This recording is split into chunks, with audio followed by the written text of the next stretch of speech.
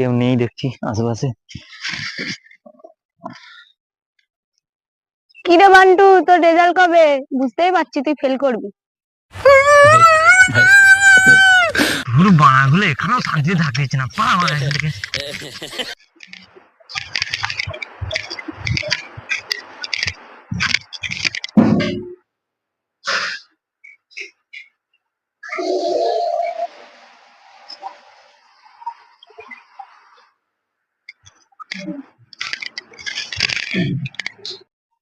বন্ধু, তোর রেজাল্ট কবে রে? ফেল করবি। কেন বাবা, শান্তি নেই, শান্তিতে একটু হাঁকতেও দিচ্ছে না আমার। কি করে কি হবে বুঝতে পারছি না। সত্যি মনে হচ্ছে ফেল করবো।